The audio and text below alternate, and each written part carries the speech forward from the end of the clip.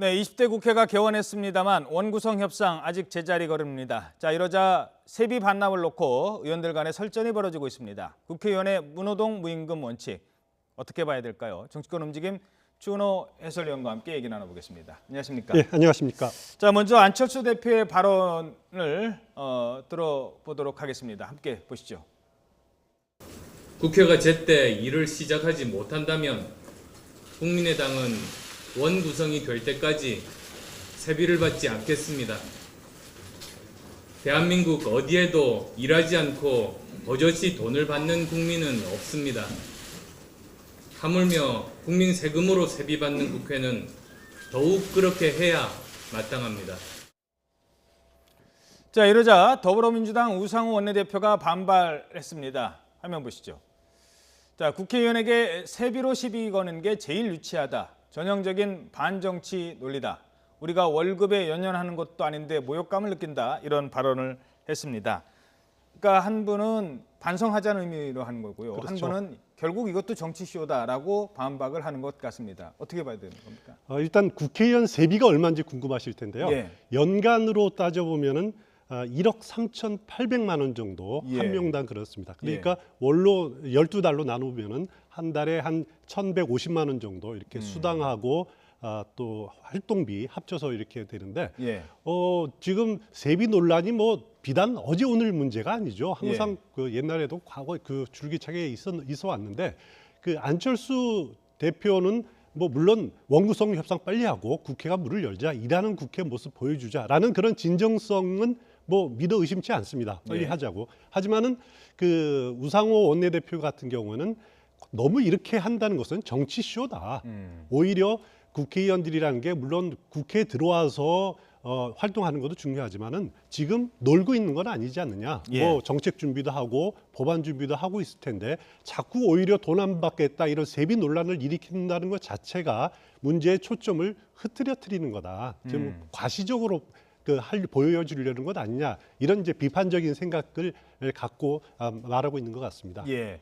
사실 세비라는 게 의원들 입장에서는 월급입니다. 국민들 입장에서는 내가 뽑아준 사람한테 주는 내 세금, 내 돈이 나가는 거기 때문에 감시를 해야 되는 상황이기도 하고요. 그래서 공약들이 계속 나오지 않았습니까? 그렇죠. 저희들이 좀 정리를 했는데 20대 국회 때도 이른바 세비 안 받겠다 이런 공약들이 있었어요. 그렇습니다. 당장 새누리당 후보 한 40명 정도가 1년 동안에 5대 개혁 과제를 완수하지 못하면은 2017년 5월 31일부로 1년 동안의 세비를 반납하겠다 이렇게 공약을 한 적도 있습니다. 예. 그리고 그 세비 삭감 공약도 많이 내왔는데요. 예. 더불어민주당 같은 경우에는 20대 국회에서 국회의원들의 세비 30%를 삭감하겠다. 예. 국민의당은 25%를 삭감하겠다라고 공약을 내걸었습니다. 예. 물론 이것이 실현될지는 뭐 두고 봐야 알겠지만은 예. 그것 말고도 최근에 더불어민주당 의원들이 123명 의원들이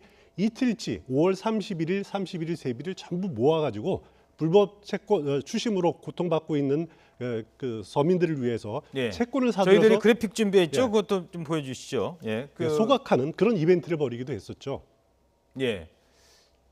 자, 지금 보면은요. 그 새누리당은 5대 개혁과제 1년 동안 이행이 실패할 경우 1년치 세비를 전액 반납하겠다. 이렇게 얘기를 했어요. 40명의 후보들이 서약까지 했습니다. 예. 네, 서약까지 하고 김무성 전 대표도 여기에 서약을 했었고요. 예. 이런 공약을 내세운 것도 뭐 세비를 반납하겠다. 그런 하나의 공약일 수도 있고요. 예. 그리고 국민의당 같은 경우에는 만약에 원구성이 안 된다라면은 한 달치 세비를 안 받겠다. 뭐 이런 말도 했었고 그렇습니다. 그리고 뭐 공약으로 앞서 말씀드렸듯이 더불어민주당은 30% 그리고 국민의당은 25% 세비를 삭감하겠다. 이렇게 공약으로 내걸기도 했습니다. 예. 자, 더불어민주당 공약도 세비 반납 공약도 한번 살펴볼까요? 장기 소액 채권 소각 공약을 했는데요. 123명 이틀 세비로 부실 채권을 소각하겠다. 이런 얘기도 있었습니다. 자, 뭐 세비 얘기 하나만 더 짚고 넘어가죠. 과거에도 그랬고요. 아무튼 18대 때도 그랬고 제 기억에는요. 예. 그다음에 19대 때도 아예 세비 반납 그때 이제 이한권 원내대표가 뭐 뭐 먼저 혼자 나서서 당내에서 논란도 있었습니다. 늘 이렇게 세비 반납 이런 얘기 계속 나오는 이유는 뭘까요? 일단 어떻게 보면 다른 당들을 압박하기 위한 수단일 수도 있습니다. 당장 19대 국회 때는 개원이 상당히 늦어졌습니다. 거의 한 80여일 정도 늦어지니까 그렇죠.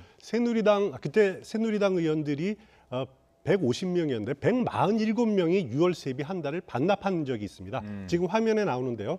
국회를 열지 못했습니다. 세비를 받지 않겠습니다. 그리고 민주당은 등원하라. 이렇게 원구성 협상을 빨리 하라는 촉구 의미로서 이런 퍼포먼스를 펼쳤는데 그렇죠. 이때 반납해서 모아진 돈이 15억입니다. 무려.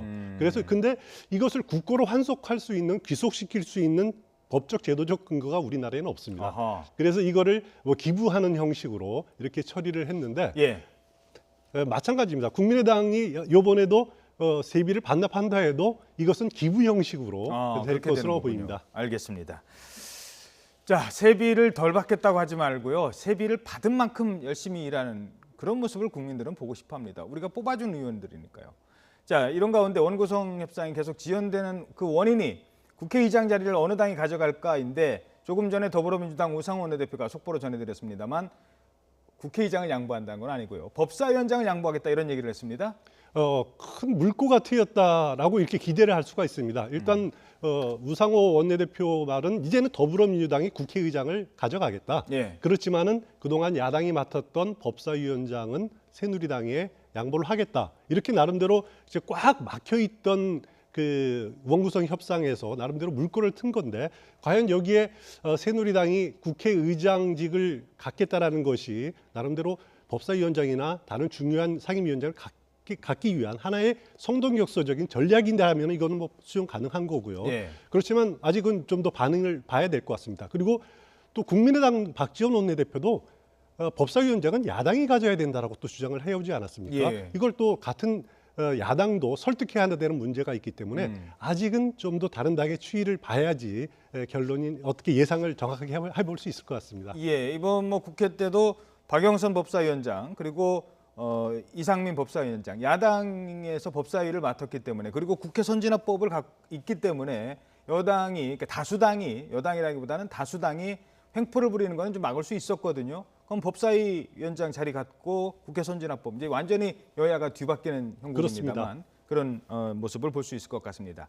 조금 전에 막 들어왔습니다만 새누리당에 지금 속보가 계속 들어오고 있습니다. 지금 비상대책위원회를 구성하고 있는데요. 지난번에 비대위를 교체하기로 했죠. 이 가운데 김영우 의원과 이학재 의원은 포함이 됐고요. 이해운 의원 그리고 김세현 의원은 제외가 됐습니다. 둘 다 비박계입니다. 비박계의 2명은 제외가 됐습니다. 그리고 비대위원회 오정근 건대 특임 교수가 새롭게 들어갔다. 그리고 유병권, 정승, 민세진, 이민선 지금 새로운 비대위원들의 명단이 들어오고 있는 것 같습니다. 뭐 비대위원 일일이 지금 얘기할 시간은 없는 것 같고요. 새누리당 이렇게 되면은 좀 과거에 정진석 원내대표가 이른바 낀박이 돼가지고 좀 나름 그 당 운영에 어려움을 겪었는데 지금은 조금 어떻게 보십니까? 숨통이 트였다고 봅니다. 일단 새누리당에서 비대위원 중에 당내 인사가 5명이거든요. 예. 5명인데 당연직이 3명이고 2명으로 줄였다라는 것이 아주 그나마 이렇게 당내 계파 갈등을 좀 최소화하겠다라는 건데 여기에 비박계 김영우 의원을 포함시켰다는 것을 좀 눈여겨볼 필요가 있습니다. 예. 김영우 의원은 김무성 대표 김무성 시절에 대변인을 지내지 그렇죠. 않았습니까? 그래서 친박계가 상당히 비토를 했었는데 예. 그래도 여기에 포함시켰다라는 것은 그래도 나름대로 비대위가 혁신 비대위가 좀 개혁적인 이미지를 가져가겠다 그런 거고 이것에 대해서 친박계도 거부는 하지 못할 거다라는 그런 판단을 한 것 같습니다. 알겠습니다. 네, 지금까지 추은호 YTN 해설위원이었습니다. 오늘 말씀 고맙습니다.